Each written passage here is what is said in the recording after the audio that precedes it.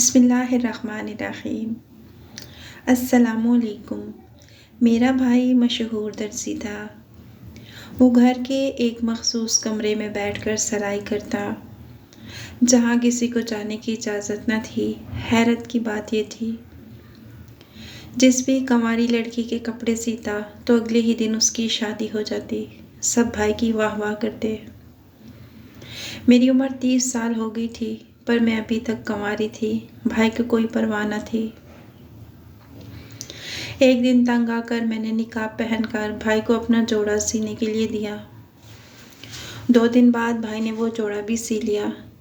मैंने जो ही वो जोड़ा पहना तो मैं भाई का राज जानने के लिए कमरे में छुप गई। फिर ये देखकर जान निकल गई कि कपड़ों में तो मेरा नाम अस्मा है। मेरी उम्र 30 साल हो चुकी थी। मेरे बाबा इस दुनिया में नहीं थे। मेरा बड़ा भाई एक मशहूर दर्जी था।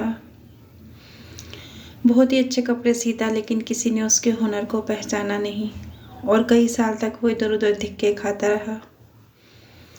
लेकिन फिर न जाने उसने क्या चक्कर चलाया कि पूरे मोहल्ले के सबसे मशहूर दर्जी बन गया।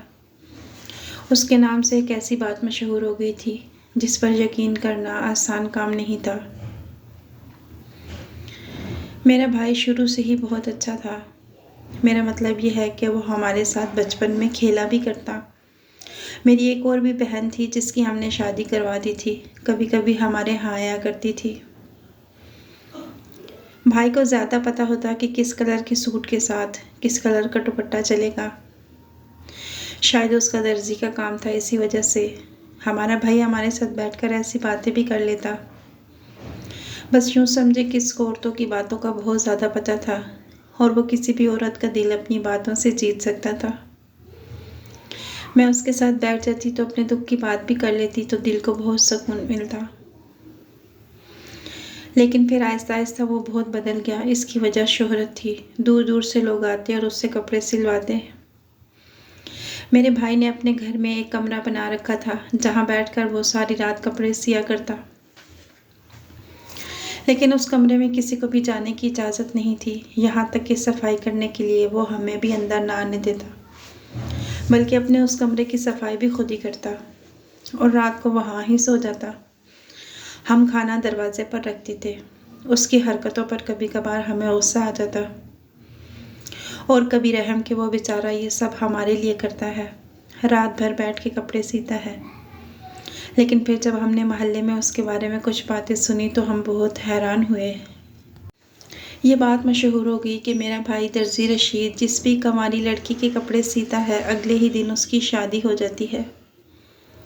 हम इस माशरे में रहते हैं जहाँ किसी भी अनोखी बात का पहले बहुत मजाक बनाया जाता है, लेकिन फिर लोग उस बात को मान लेते हैं। शुरू शुरू में इस बात का भी बहुत मजाक बनाया गया, लेकिन अब तो लोग ऐसे हो गए थे जैसे मेरा भाई कोई रिश्ता करवाने वाला पीर है जिसके पास से दूर दूर से लड़कियां आने लगी। वो जिस भी लड़की के कपड़े सीता उसका जल्द ही रिश्ता हो जाता। लेकिन हमारा भाई मुझसे, मेरी अम्मी या बड़ी बहन से इस मामले में कोई बात नहीं करता था। जब भी हम उसे कुछ पूछना चाहते तो वो जवाब ना देता, ज़्यादा पूछते तो गुस्सा होता और डांट भी देता कि अपने काम से काम रखो। एक दिन सुबह सुबह हमारे घर एक लड़की और उसकी माँ आ गई। उनके हाथ में मिठाई का डिब्बा था और वो कुछ फल भी लाई थी। कहने लगी, आपके बेटे ने तो कमाल कर दिया। मेरी बेटी की उम्र 28 साल हो गई थी। कोई रिश्ता नहीं आता था, लेकिन जैसे ही आपके बेटे से 2-4 जोड़े सिलवाए, इसकी शादी हो गई और हम आपको मिठाई देने आए हैं। मैंने मिठाई का डिब्बा लिया और साइड पर हो गई। चलो इसी बहाने मिठाई तो मिली, लेकिन मेरी माँ तो परेशान हो गई क्योंकि आए दिन लोग घर पे आते, कोई मुबारकबाद देने तो कोई इसके बारे में पूछने। मेरी माँ को यकीन था कि भाई कोई गलत काम करता है, लेकिन इस काम में गलत काम की क्या गुंजाइश थी। वो तो सिर्फ कपड़े सीता और कपड़े सीने से किसी की शादी कैसे हो सकती है। ये बात मेरी समझ से बाहर थी। हम भाई से पूछते तो वो जवाब ना देता। फिर मेरे दिमाग में एक प्लान आया। मैंने अपनी दोस्त से कहा कि वो मेरे भाई से कपड़े सिलवाए। उसने कहा कि वो कपड़े सिलवाना चाहती है, लेकिन तुम्हारा भाई टाइम ही नहीं देता। मैंने उससे कहा मैं उसकी थोड़ी सिफारिश करूँगी। लेकिन उसे मुझे सब कुछ बताना होगा कि मेरे भाई ने उससे क्या बात की और मेरी दोस्त का रिश्ता कैसे हुआ। मेरी दोस्त भी मेरी ही उम्र की थी, उसकी शादी अभी तक नहीं हुई थी। मैंने अपने भाई से कहा कि मेरी दोस्त आपसे कपड़े सिलवाना चाहती है। भाई कहने लगा मेरे पास वक्त नहीं, लिस्ट में और भी बहुत से लोग हैं, उसे कहो 2 महीने बाद आए। मैंने अपने भाई से कहा मैं आपकी बहन हूँ और वो मेरी दोस्त है, इस तरह से वो आपकी भी बहन हुई, क्या अब आप मेरी बात भी नहीं मानेंगे? तो आपका भाई होने का क्या फ़ायदा? भाई ने कहा तुम बोलती बहुत हो, तुम्हारी ज़बान बहुत लंबी हो गई है। मैंने कहा भाई प्लीज़ उसकी बात मान जाए, उसे बहुत जल्दी है, उसके घर वाले बहुत परेशान हैं, आप कुछ तो करें। भाई ने कहा ठीक है, उसे 1 हफ्ते बाद भेज देना। उसके बाद मेरी दोस्त भाई की दुकान पर गई और जाकर कपड़ों का नाप दिया। वो सही नाप लेकर नहीं गई थी, बल्कि एक चीज़ भूल गई थी, इसलिए उसका एक और चक्कर लग गया। फिर उसने कहा मेरे कपड़ों पर खुला कॉलर और लैस लगानी है, तो उसका एक और चक्कर लगा। फिर पूछने के लिए कि कपड़े सिले या नहीं, एक और चक्कर लगा और आखिर में 2 दिन के बाद भाई ने उसे कपड़े वापस कर दिए। भाई ने अपनी दुकान के 5 चक्कर लगवा लिए। मैंने अपनी दोस्त से कहा ये कपड़े पहनो, क्योंकि मैंने सुना है जैसे ही ये कपड़े पहनते हैं रिश्ता आ जाता है। वो कहने लगी मुझे डर लग रहा है, पता नहीं क्या होगा। मैंने कहा इसमें डरने की क्या बात है, मुझे लगता है ये सब झूठ है, लोगों को पैसे देकर ये बात करवाई है, ऐसा भी भला हो सकता है। मेरी दोस्त ने कहा मैं जुम्मे वाले दिन ये कपड़े पहनूंगी। उसने जुम्मे के दिन कपड़े पहने, पूरा दिन गुजर गया। शाम में उसकी कॉल आई तो उसने जो कुछ मुझे बताया, मेरे कदमों तले से ज़मीन निकल गई। उसने कहा मेरे लिए बहुत ही अच्छा रिश्ता आया है, मेरे घर वालों को भी रिश्ता पसंद आ गया और लड़का देखने में बिल्कुल हीरो जैसा है। यार तुम्हारा भाई तो जादूगर है, कमाल हो गया। आज ही मैंने ये जोड़ा पहना और आज ही रिश्ता हो गया। वो तो एक ही सांस में सब बोलती जा रही थी, जबकि मुझे कुछ समझ नहीं आ रहा था कि ये कैसे हो सकता है। मैंने ये बात अपनी अम्मी को भी बताई तो मेरी अम्मी सर पकड़कर बैठ गईं। उनको ये वहम होने लगा कि कहीं उनका बेटा जादू तो नहीं करता। वो कहने लगी जो जादू करता है उसका घर बर्बाद हो जाता है, इस घर में कोई अजाब आ जाएगा। वो अपनी बातों में लगी हुई थी, जबकि मैं जानती थी कि भाई जादू नहीं करते। ये जादू नहीं था, लेकिन मैंने अपनी दोस्त से पूछा कि उन्होंने तुम्हें कोई चीज़ दी थी पहनने को, कोई अनोखी बात की थी, कोई ऐसी बात जो उन्होंने की हो। उसने कहा ऐसी बात तो नहीं की, वो वही बातें कर रहे थे जो दर्जी करता है कि आपको इस सूट के साथ क्या चाहिए, और भी ऐसी वैसी बातें कर रहा था। मैंने कहा फिर मेरा भाई मेरे कपड़े क्यों नहीं सीता? मेरी भी तो शादी की उम्र हो चुकी है, मैं 30 साल की हो गई हूँ, क्या उसे मेरी कोई परवाह नहीं थी? मेरी बड़ी बहन की शादी तो उसने 22 साल की उम्र में ही करवा दी थी, फिर मुझसे क्या दुश्मनी थी कि मेरी शादी ना करवाता? अगर भाई मेरे कपड़े सीता तो मेरी शादी सिर्फ 1 हफ्ते की दूरी पर थी, तो फिर वो हाथ पर हाथ रखे क्यों बैठा था? मैं 2 हफ्ते बाद अपनी दोस्त के निकाह में बैठी थी। सारा मोहल्ला बातें कर रहा था कि इसने भी रशीद दर्जी से कपड़े सिलवाए, लेकिन वो सबको वक्त नहीं देता। ये तो किस्मत की बात है, रशीद जिसको वक्त दे दे। सब मेरे पीछे थे कि तुम अपने भाई से बात करो। मैं उनको क्या जवाब देती कि मेरा भाई मुझे खुद टाइम नहीं देता, तो तुम लोगों को क्या टाइम देगा? मैं गुस्से से भरी पड़ी थी। मैंने यही बात सबको कह दी और वो हैरान रह गए कि जब मोहल्ले की लड़कियों की शादियां करवाता है तो अपनी बहन की क्यों नहीं करवाता।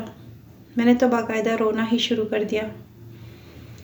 न जाने मुझे क्या हो गया था कि मुझसे खुद पर काबू नहीं पाया जा रहा था, लेकिन अब मुझे गुस्सा आ गया और मैंने सोच लिया कि मैं इस बात की तह तक जाऊंगी। मैंने कहा मैं अपने भाई के पास कपड़े सिलवाने जाऊंगी, लेकिन उसके लिए मुझे कोई प्लान बनाना होगा, क्योंकि अगर मैं ऐसे ही कपड़े सिलवाने गई तो वो मेरी शक्ल देखकर मुझे वहाँ से भगा देता। इसलिए मुझे अपना चेहरा छुपा कर जाना था, यानी मुझे हुलिया बदल कर जाना था। छुप कर जाना था। मैं अपना बुर्का नहीं पहनना चाहती थी। मैंने अपनी दोस्त से बुर्का उधार लिया। वैसे भी उसकी शादी हो गई थी, उसने पुराने बुर्के का क्या करना था। मैंने अपनी आवाज़ भी थोड़ी सी बदल ली, मुंह के अंदर रुई रख ली, निकाब ओढ़कर अपने भाई की दुकान पर चली गई। उसने कहा, मैं आपको टाइम नहीं दे सकता। तो मैंने मिन्नतें करना शुरू कर दी, मैं बड़ी परेशान हूँ, मेरी उम्र निकलती जा रही है, मेहरबानी करो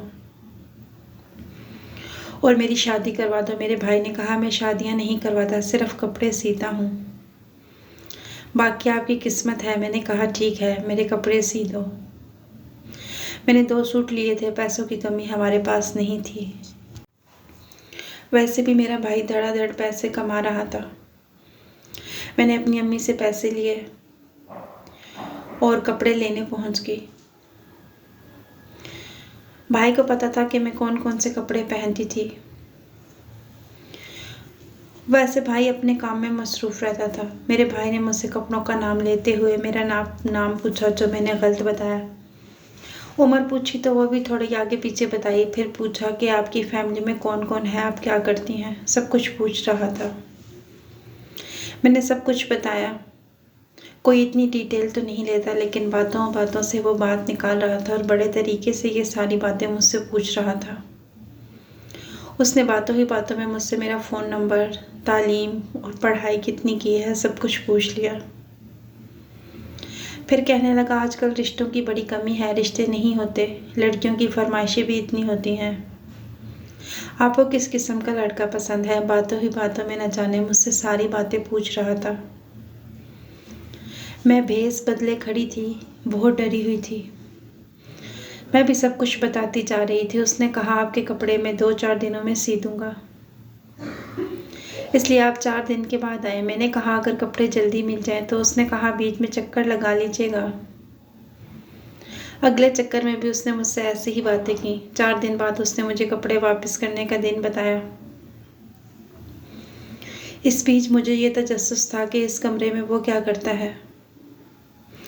मैंने किसी तरह से इस कमरे की खिड़की को अंदर से खोल दिया और जब भाई कमरे को लॉक लगाकर अपनी दुकान पर गया तो खिड़की खोलकर मैं उस कमरे में दाखिल हो गई। मैं हैरान थी कि इस कमरे में कोई ऐसी चीज़ नहीं थी जिससे मैं कुछ अंदाज़ा लगाती। वहाँ 2 मशीनें पड़ी हुई थीं और एक पर्दा लगा हुआ था। 2 मशीनें थी, एक रेशमी कपड़े सीने के लिए और एक सूती कपड़ों के लिए। वैसा ही कमरा था जैसा दर्जी का होता है, जगह जगह धागे की लड़ियाँ बिखरी हुई थी। इसी तरह का माहौल था। फिर मेरी नज़र ने कुछ ऐसा देखा कि मैं हैरान रह गई। 2 बड़े बड़े रजिस्टर थे। मैं रजिस्टर की तरफ बढ़ी। मैंने देखा वो काफ़ी बड़े थे, लेकिन इतना भी क्या, हिसाब किताब के इतने बड़े 2 रजिस्टर मेरे भाई ने रखे हुए थे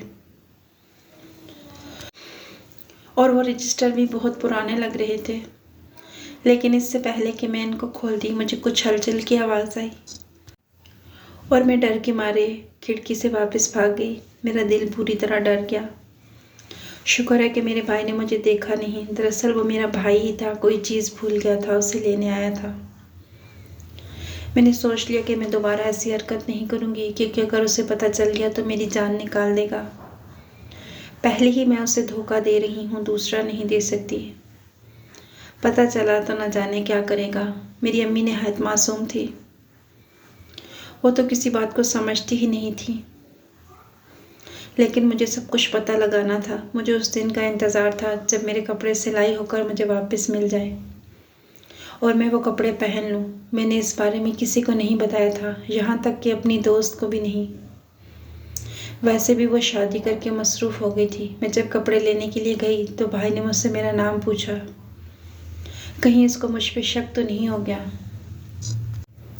मैंने डरते डरते अपने भाई को अपना नाम बताया तो भाई कहने लगा, जी आपके कपड़े सिल गए हैं। मैंने वो कपड़े पकड़ लिए और वहाँ से ऐसे भागी जैसे पीछे मुड़कर देखूंगी नहीं। मैंने कपड़े देखे, कपड़े तो बहुत अच्छे थे।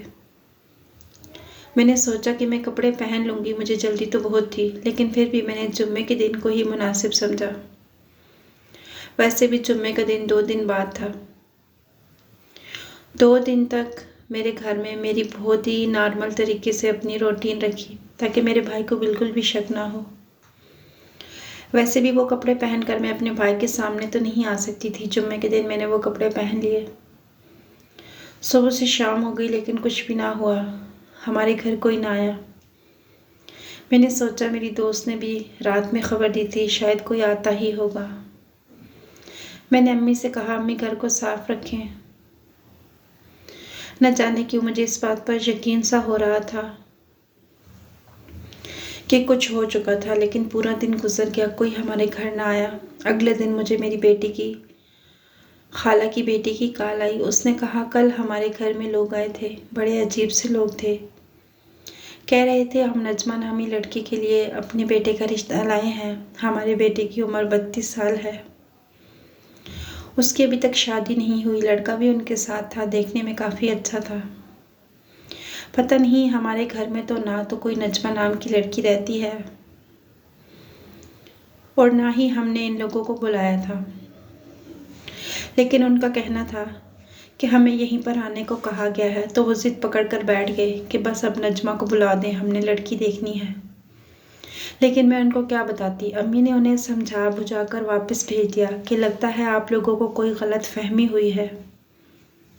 ये बात मेरे कानों तक पहुंचने की देर थी कि मेरे कदमों तले से ज़मीन निकल गई, क्योंकि जब भाई ने मुझे कहा था कि आपको अपने घर का पता भी लिखना है, तो मैं अपने घर का पता नहीं लिख सकती थी। इसलिए मैंने अपनी खाला के घर का पता लिख दिया था, क्योंकि मुझे इसी मोहल्ले का कोई पता लिखना था। मैं उसको ज़्यादा गलत तो नहीं लिख सकती थी। मैंने अपना नाम भी नजमा बताया। इसका मतलब ये सब सच था, क्योंकि जो पता मैंने बताया उस पर और उस नाम की लड़की के लिए वाकई रिश्ता आया था। जाहिर है मैं इस घर का पता तो नहीं दे सकती थी। मैं परेशानी में इधर उधर आ जा रही थी। अपनी अम्मी को ये सब बताने की कोशिश कर रही थी कि मेरे भाई ने मुझे देख लिया, और मैं ये भूल गई कि मैं उसके सिए हुए कपड़ों में खड़ी हूँ। उसने मुझे कहा, झूठी मक्कार, तुम भेस बदल कर आई थी मेरी दुकान पर, मेरी जासूसी करना चाह रही थी। मुझसे झूठ बोला इसने। अम्मी, इसने मुझसे झूठ बोला, यहाँ तक कि इसने अपनी आवाज़ भी बदल ली। अम्मी, आपकी बेटी कितनी ड्रामेबाज है। मेरे भाई ने मुझे डांटना शुरू कर दिया। मैंने भी सर झुका लिया। मैं अम्मी को उसका राज बताने वाली थी, लेकिन उसने मेरा राज खोल दिया। मेरी माँ ने कहा, तुम्हारा भाई भी धोखेबाज और तुम भी धोखेबाज। पता नहीं मेरी औलाद को क्या हो गया है। तुम्हारा बाप तो ऐसा बिल्कुल नहीं था, मैं भी ऐसी नहीं थी।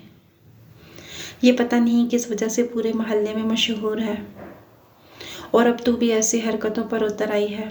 मैंने अम्मी के सामने सारी बात खोल कर रख दी। मेरे भाई ने अपना सर पकड़ लिया। उसने कहा, अपने ही घर का भेदी लंका ढाता है। मैं तुम्हें सब कुछ बताता हूँ ताकि तुम मेरा पीछा छोड़ दो, नहीं तो तुम मेरा बना बनाया काम खराब करवाओगी। तुमने अपनी दोस्त को भी मेरे पास इसी मकसद के लिए भेजा था, फिर तुम खुद भी इसी मकसद के इरादे के लिए आई थी। लेकिन मैं कोई भी गलत काम नहीं कर रहा। मैं कोई जादू नहीं करता। मैं बहुत अच्छा दर्जी था, मेरे हाथ में बहुत हुनर था। लेकिन तुम जानती हो लोग कदर नहीं करते। एक दर्जी ने मुझे अपनी दुकान पर 5 साल तक रखा। मेरे से बहुत ज़्यादा काम करवाता और पैसे कम देता। मेरी वजह से उसकी दुकान चलती, लेकिन वो मुझे मेरी उजरत पूरी नहीं देता। मैंने भी इरादा कर लिया कि अपना काम करूँगा। लेकिन दर्जियों के काम तब चलते हैं जब उनके नाम मशहूर होते हैं, और दर्जी का नाम मशहूर नहीं होता, बल्कि करवाना पड़ता है। मेरा एक दोस्त था जिसने मैरिज ब्यूरो बना रखा था। उसका काम भी ठीक से नहीं चलता था, लेकिन इसके पास बहुत अच्छे अच्छे रिश्ते थे। मेरे पास जब भी कोई कंवारी लड़की आती, मुझे पता चल जाता कि वो कंवारी है, तो मैं बातों बातों में उससे सब कुछ पूछ लेता। उसका नाम क्या है, उम्र कितनी है, तालीम कितनी है, ख़ानदान कौन सा है, ज़ात क्या है, किसी जगह शादी करना चाहती है, उसे किस किस्म का लड़का पसंद है। ये मेरा तरीका था औरत से बात करने का। मैं ये सब कुछ करवा लेता था। औरतें मासूम होती हैं, बेवकूफ़ नहीं कहूँगा, लेकिन मासूम ज़रूर होती हैं। मेरी बातों में आ जाती हैं। दर्जी हो या दूध वाला, कभी कभी दुकानदार से भी बड़े खुले अंदाज में बात कर लेती हैं। जैसे वो वाकई उनका रिश्तेदार लगता हो। मैं भी अक्सर मासूम लड़कियों को ही टारगेट किया करता था। जैसे ही मेरे भाई ने कहा टारगेट करता था, मेरी अम्मी का थप्पड़ मेरे भाई के मुंह पर पड़ा। मेरा भाई मेरी माँ का मुंह देखता रह गया, लेकिन उसने मेरी माँ को नज़रअंदाज किया, क्योंकि टारगेट करने से उसका ये मतलब नहीं था। फिर उसने अपनी बात जारी रखी। कहा कि अगर मुझे लगता कि कोई औरत बहुत समझदार है तो मैं उसे कह देता कि मेरे पास वक्त नहीं। मैं उनके कपड़े सीते हुए उनकी मालूमात निकलवाता था, फिर इस मालूमात के ऐन मुताबिक अपने दोस्त को कहकर रिश्ता तलाश करवाता और वो रिश्ता 2 दिन बाद उनके घर भेज देता। फिर जब उनको उनके मतलब की चीज़ मिल जाती तो वो इनकार क्यों करेंगे। अब आप लोगों को समझ आया मेरे काम करने का तरीका क्या है। अब मुझे भी समझ आ गई थी। वो रजिस्टर मैंने भाई के कमरे में देखे थे, वो भी शायद शादी की रिश्तों की मालूमात के थे। मेरे भाई ने कहा कि ये बात किसी को मैं बताना नहीं चाहता, इसलिए मैंने अपने आप को मशकूक बना लिया। बदतमीज़ बन गया कि लोग मुझसे ज़्यादा सवाल ना करें, और यूँ मैं रिश्ता करवाने वाला दर्जी मशहूर हो गया। मेरे काम में बहुत बरकत आ गई और मेरे उस दोस्त का काम भी चलने लगा। 1 साल में कहाँ से कहाँ चला गया। अब वो हर हफ्ते बाद किसी एक लड़की की शादी करवाता है। अगर हम ये सब करते हैं तो इसमें भला बुरा ही क्या है। हमारा तरीका शायद थोड़ा अलग है, लेकिन हमारी नीयत बुरी नहीं। माँ, तेरा बेटा लोगों के घर बसाता है। अब तेरा दिल कर रहा है तो तू मेरे मुंह पर दूसरा थप्पड़ भी मार दे। मेरी माँ ने सर झुका लिया, मेरे भाई के सर पर हाथ फेर कर उसको प्यार किया। फिर मैंने अपने भाई से कहा, अगर आप ये सब कुछ कर सकते हैं तो अभी तक मेरी शादी क्यों नहीं करवाई। मैं भी आपकी बहन थी ना। उसने कहा, पागल, तेरे लिए मुनासिब रिश्ता तलाश कर रहा था। तेरे लिए मुझे इस तरीके से रिश्ता तलाश करने की ज़रूरत नहीं थी। तेरे लिए तो मैं सबसे अच्छा रिश्ता खुद ढूंढूंगा। और बस ये तू समझ कि तेरा भाई मुश्किलों में फंस गया। मैं हर दिन सोचता था कि बस आज काम कर लूँगा, ये कर लूँगा। करते करते इतना वक्त गुजर गया, लेकिन देर में कभी बरकत होती है। मैंने तेरे लिए रिश्ता देख लिया। मैं तेरी शादी धूमधाम से करूँगा। और तुम क्या चाहती हो कि मैं तुम्हें खाली हाथ रुखसत करूँ? पहले तुम्हारा जहेज़ भी तो बनाना है। वही बनाने में लगा हुआ था। उस दिन बड़ी जासूस बनकर मेरे कमरे में आई थी। आंखें फाड़ फाड़ कर पर्दे के पीछे भी देख लेती, वहाँ तुम्हारा जहेज़ ही तो पड़ा था। मैंने पर्दे के पीछे नहीं देखा था, वहाँ तो मुझे कपड़े ही नज़र आ रहे थे। मैंने सोचा वहाँ कपड़े ही होंगे। मैंने सर झुका लिया। मेरे भाई ने मेरे सर पर हल्का सा थप्पड़ मारा और कहा कि आइंदा ऐसी हरकत ना करना। और अब तुम्हारी शादी की तैयारियाँ मैं करूँगा। मुझे लिस्ट बना कर दो, मैं तुम्हारे लिए बाकी की चीज़ें भी लाऊंगा। मेरी आंखों में खुशी के आंसू आ गए। मेरी माँ ने भी हम दोनों को प्यार किया। मेरा भाई ठीक कहता था। उसका तरीका अजीब था, लेकिन फिर भी वो लोगों की शादियाँ करवाता था। आजकल के दौर में बेटी का रिश्ता करवाना इतना मुश्किल हो चुका है जिसकी कोई हद नहीं। ऐसा नहीं है कि रिश्ते कम हैं या लोग पैसे दौलत के पीछे भागते हैं, बल्कि आजकल की लड़कियां भी अपनी पसंद से शादी करना चाहती हैं। मैं ये सर उठाकर कह सकती हूँ कि मुझे अपने भाई पर फ़ख्र है, और मेरा भाई जो भी कर रहा है अच्छा कर रहा है। आपको वीडियो पसंद आई हो तो लाइक कीजिएगा। अल्लाह हाफिज़।